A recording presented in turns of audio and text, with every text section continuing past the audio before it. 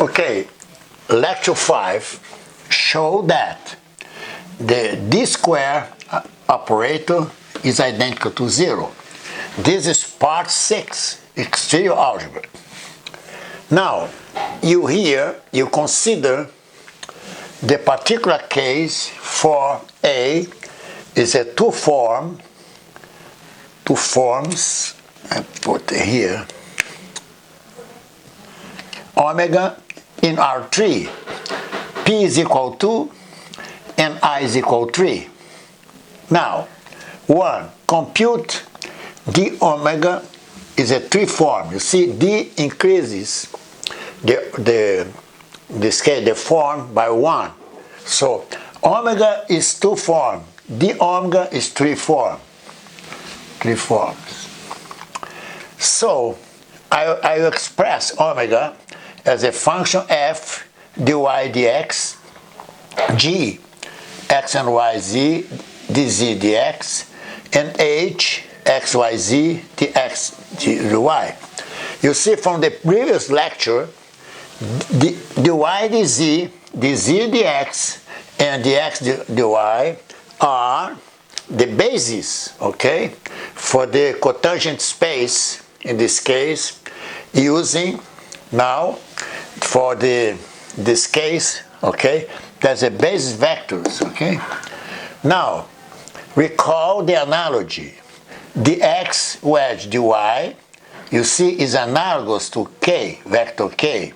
Now you can rotate here, you see, over here. So after x comes y, fy comes z, and after this case, okay, you have k, the next is I. Again, dy, dz follows dz, dz follows dx, and j follows I. You see, that's a cyclic. We just look and repeat over here. So, d omega is df dy wedge dz plus, in this case, dg dz wedge dx, dh dx wedge dy. You see, these are expressed in terms of this basis vector here. See, the cotangent basis vector. Now, use the linearity of d and the Leibniz rule. You see, attention now, dy dz are constant, okay? The basis vectors, in this case, is a covectors, you see? This base here, they are constant. So, d applied to f dy dz is df, okay? Then I repeat here, dy dz. Now, if I expand the f, partial f with respect to x dx, partial f with respect to y dy, partial f with respect to z dz. So, d applied to f dy dz, I'll just substitute, you see, the f right here, you see. So I have these 3 terms. Now, I substitute and see it clearly that dy wedge dy, this is 0, you see. This over here is 0.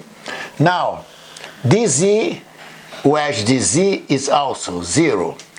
Now, this leads to partial f respect to x, dx wedge dy wedge dz. You see, this is a first term. Now, dg, exactly the same. You see, dg, partial of g respect to x dx, in this case, you see, this is dz wedge dx, which is right here, you see, right here, plus, in this case, partial of g respect to y dy, repeat here, dz dx, plus the last one is partial of z respect to z, now dz dx. Now again, you see, now you hear dx and dx, so this is 0. Now, attention now, there is no 0 here, but here, dz, okay, dz also be 0. So this leads to partial g respect to y, dy, wedge dz, wedge dx. It's quite easy just to apply the properties of this basis, okay? Now, let's move number 3, okay? Again, dh, dx, dy. dh, I expand partial of h respect to x. Here I repeat this one, you see? dx plus partial h respect to y dy. I repeat this one. Partial h respect to z dz, okay? Again, you see, dx is 0.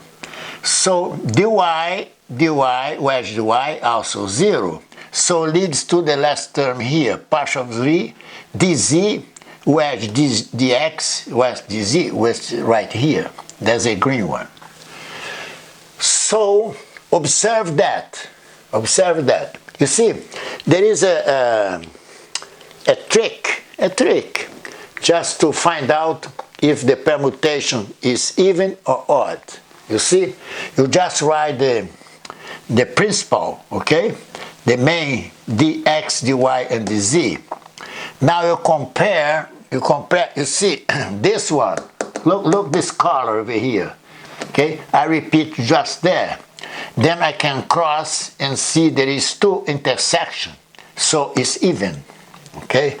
The same I will do with the green one. You see, that's the green one. I repeat dx, dy, dz, then I join dx with dx, dy with dy, and dz with dz. Also, you see 2 intersections, so it's also even.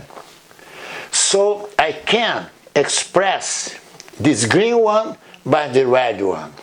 I can express the purple one by the red one. So I just substitute easily and see that d omega, don't forget, all this here comes from expansion of d omega. You see? So d omega, this is dx, wedge dy, wedge dz. You see, this is the partial derivative f respect to x, partial g respect to y, partial h respect to z. So now I call this a function of x, y, and z. I just denote a capital F. You see the sum here, okay? All this here are function only of x, y, and z because we are working on R3.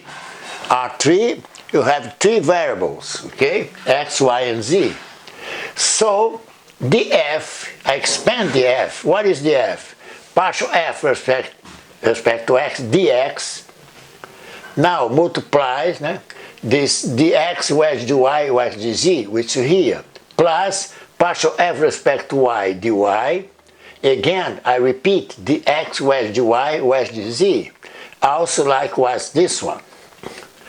Now you see clearly that dx wedge dx is 0 in this case, okay? dy wedge dy is also 0, and in this case dz wedge dz is also 0. So you add here, this is equal to 0. So d square of omega, okay, this is equal 0. That we want to prove, to show. So d applied in d is d squared, the operator, which is identical to 0. You see, again, copy, and go step by step by yourself. You say compare, then you grasp, you understand how we derive this important property of the operator d. D plays an important role in the exterior algebra. You see?